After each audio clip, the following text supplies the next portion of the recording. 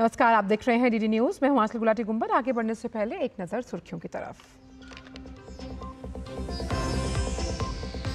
प्रधानमंत्री नरेंद्र मोदी ने नालंदा विश्वविद्यालय के नए परिसर का किया लोकार्पण। नालंदा के नए कैंपस को बताया भारत के सामर्थ्य का परिचायक। कहा, दुनिया के लिए शिक्षा और ज्ञान का केंद्र बनेगा भारत।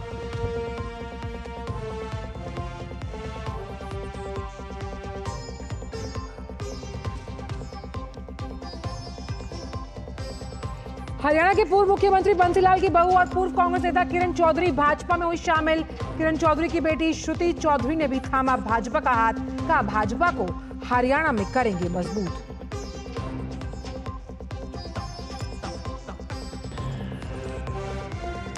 दिल्ली में पानी पर आज भी सियासी घमासान। बीजेपी ने दिल्ली सरकार के खिलाफ निकाला विरोध मार्च। कहा, नहीं कर सकते वादा पूरा तो सीएम पद से इस्तीफा दें केजरीवाल।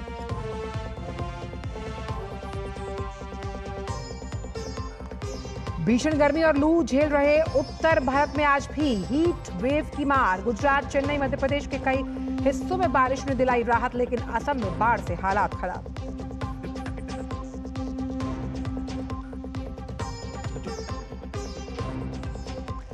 हिमाचल में तिब्बती धर्मगुरु दलाई लामा से मिलने पहुंचा अमेरिकी सांसदों का प्रतिनिधिमंडल। कहा, तिब्बत मसले पर समाधान के लिए चीन पर दबाव बनाने के मकसद से बाइडेन जल्द करेंगे एक विधेयक पर हस्ताक्षर।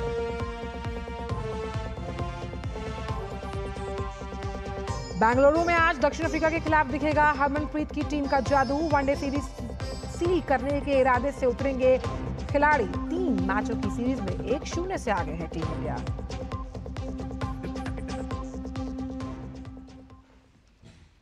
जानते हैं सभी खबरों को विस्तार के साथ। प्रधानमंत्री ने बिहार दौरे पर राजगीर में नालंदा विश्वविद्यालय नवीन परिसर का उद्घाटन किया। विश्वविद्यालय की परिकल्पना भारत और पूर्वी एशिया शिखर सम्मेलन देशों के बीच संयुक्त सहयोग के रूप में की गई।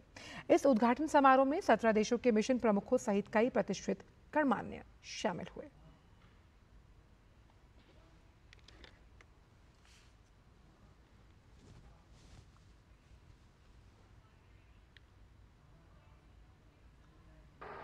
मुझे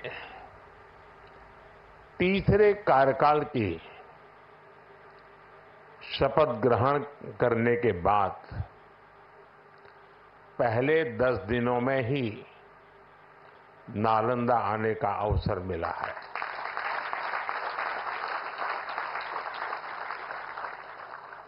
ये मेरा सौभाग्य तो है ही है। मैं इसे भारत की विकास यात्रा के एक शुभ संकेत के रूप में देखता हूं। नालंदा ये केवल नाम नहीं है। नालंदा एक पहचान है, एक सम्मान है। नालंदा एक मूल्य है, नालंदा एक मंत्र है, गौरव है, गाथा है। नालंदा है उद्घोष इस सत्य का कि आग की लपटों में पुस्तकें भले जल जाएं, लेकिन आग की लपटें ज्ञान को नहीं मिटा सकती।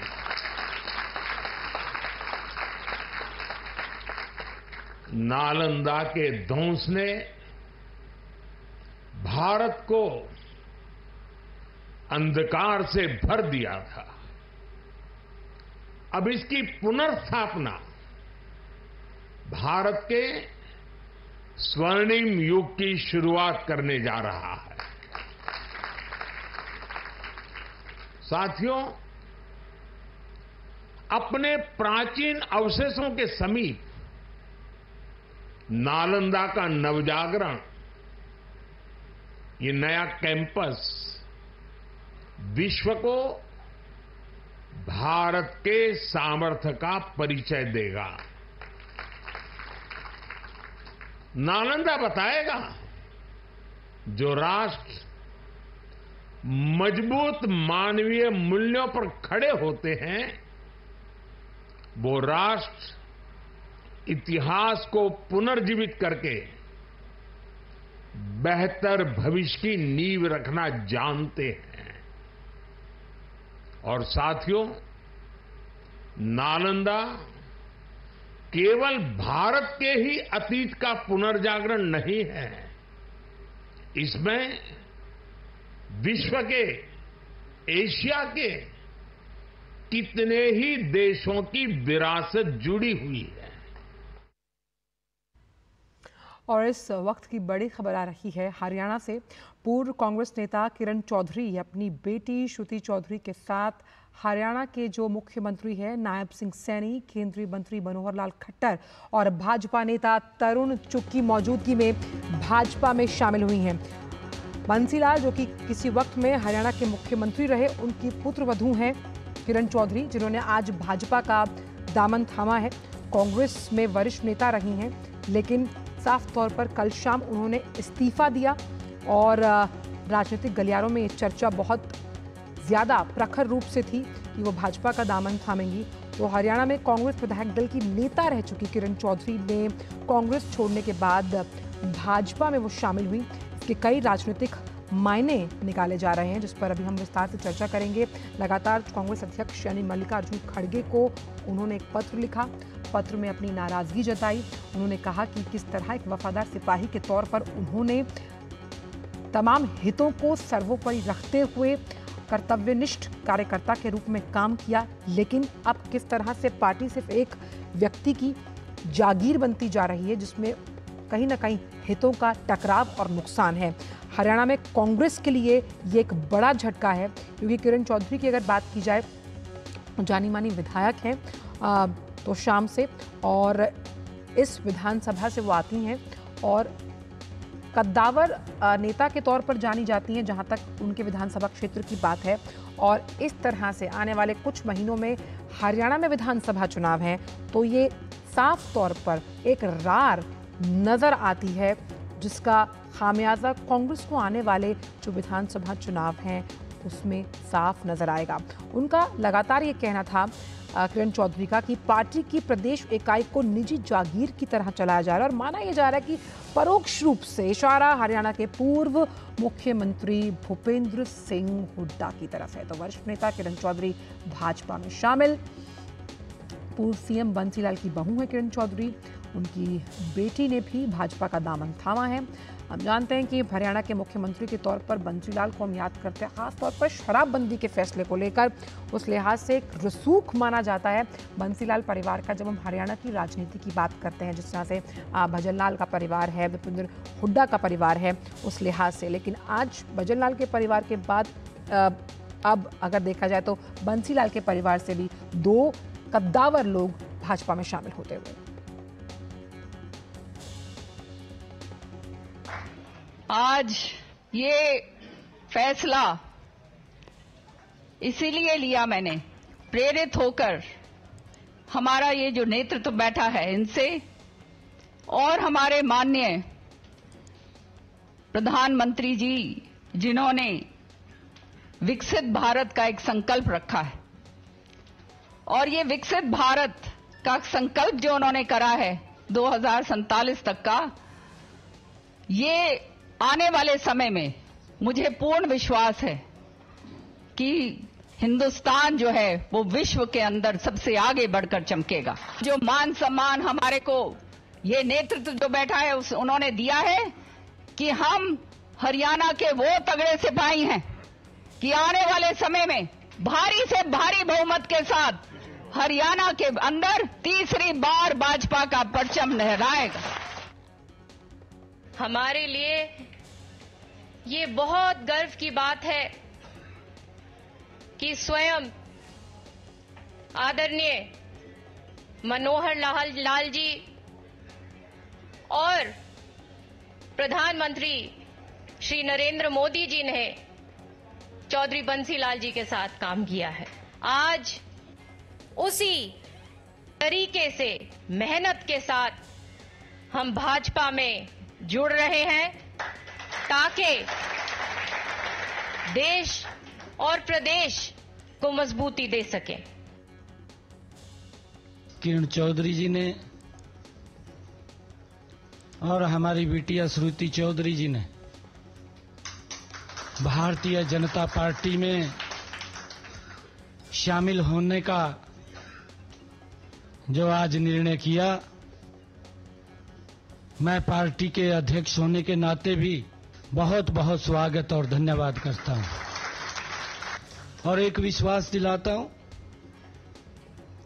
प्रदेश के मुखिया के नाते भी, पार्टी के मुखिया के नाते भी,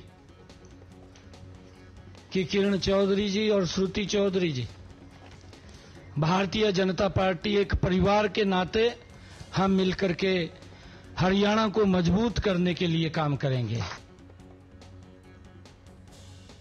इस अवसर पर मैं प्रदेश की पूर्व मंत्री और दिल्ली सरकार में पूर्व डिप्टी स्पीकर,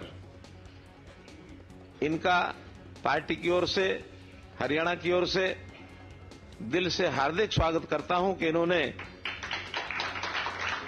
बड़े परिवार में अपने आप को शामिल किया है।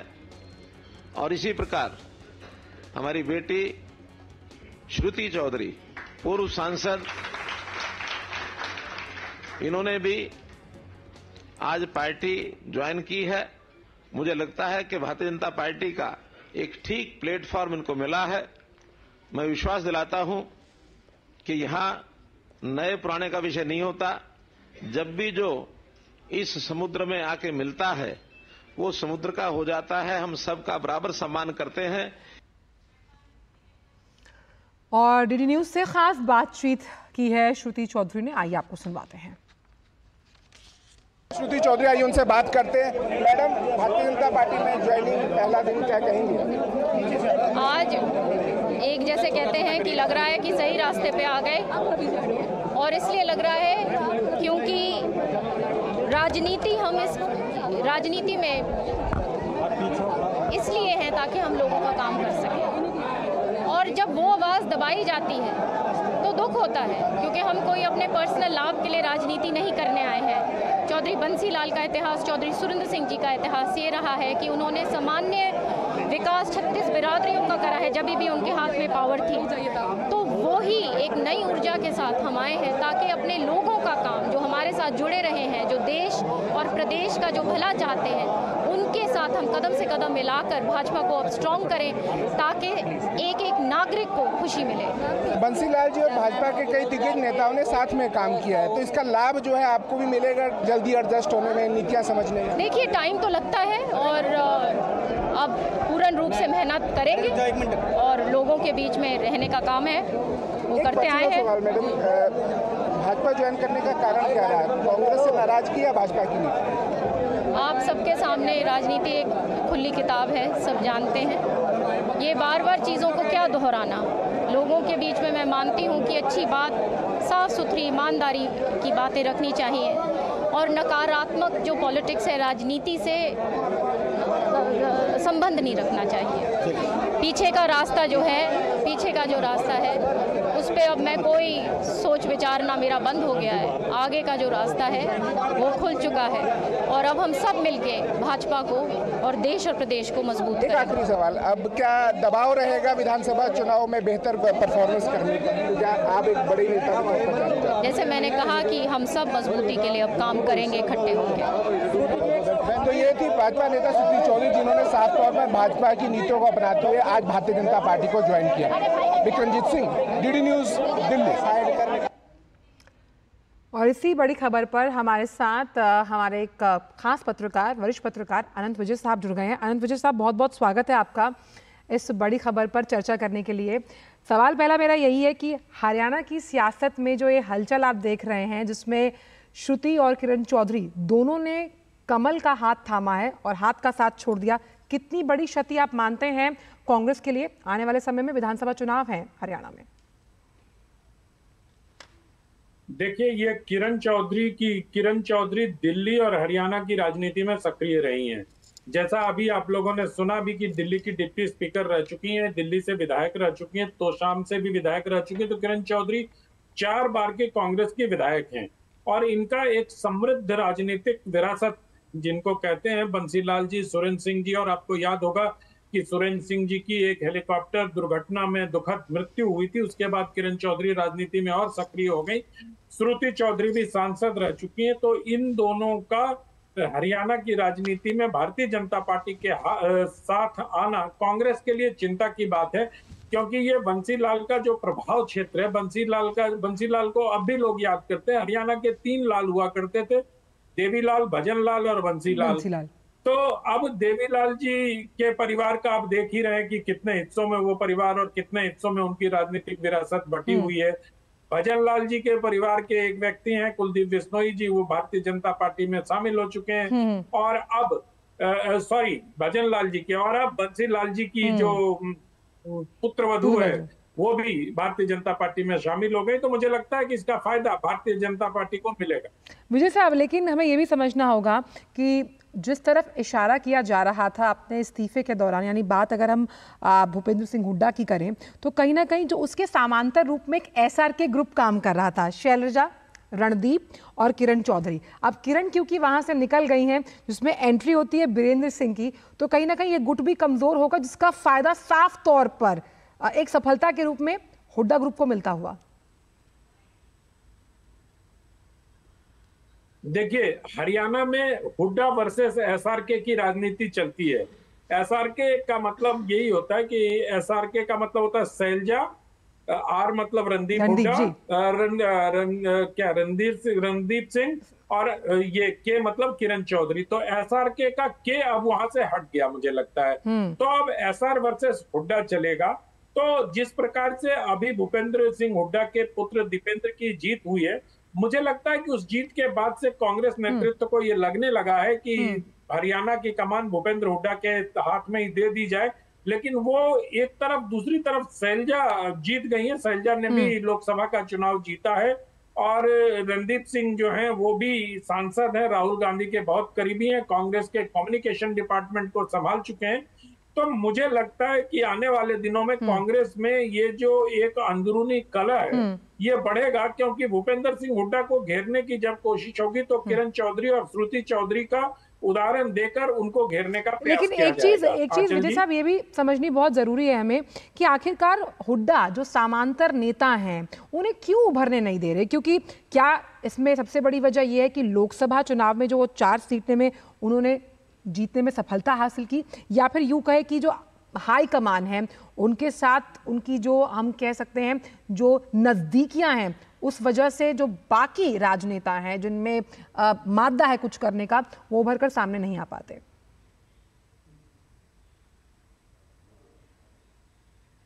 मुझे लगता है कि ये जाट पॉलिटिक्स है। आप देखिए कि जो हुड्डा का वोट बैंक है वही बंसीलाल जी का भी वोट बैंक है, वही देवीलाल जी के परिवार वालों का भी वोट बैंक है। तो जाट वोटों पर अपनी पकड़ दिखाने के लिए हुड्डा साहब क्या करते हैं कि बाकी जितने जाट लीडर हैं, कांग्रेस पार्टी में तो अब कम ही बचे हैं जाट लीडर, एक यही बंसीलाल जी के परिवार से श्रुति चौधरी जो सांसद रह चुकी हैं, पूर्व सांसद हैं, और किरण जी जो विधायक, डिप्टी स्पीकर, मंत्री, बहुत सीनियर लीडर है और बहुत पुराने जमाने से ये राजनीति कर रही है।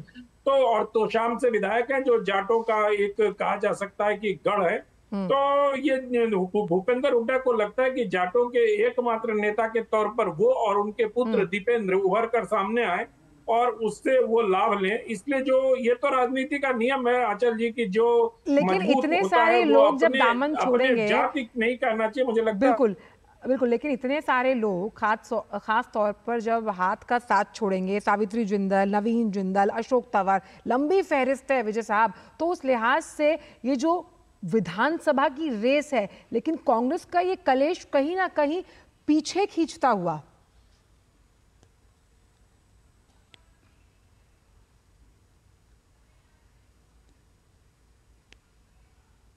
विजय साहब चलिए, एक बात बहुत साफ तौर पर अनंत विजय साहब जो कि वरिष्ठ पत्रकार हैं, उन्होंने साफ तौर पर कहा कि जिस तरह से अगर हरियाणा की राजनीति को हम समझते हैं, जिस तरह से उन्होंने कहा कि जो ये दोनों शामिल हुए हैं, कहीं ना कहीं जो विधानसभा चुनाव है और कांग्रेस की जो स्थिति है हरियाणा में, वो बहुत ज़्यादा प्रभावित होगी। फिलहाल समाचारों में इतना ही, दीजिए इजाज़त, नमस्कार।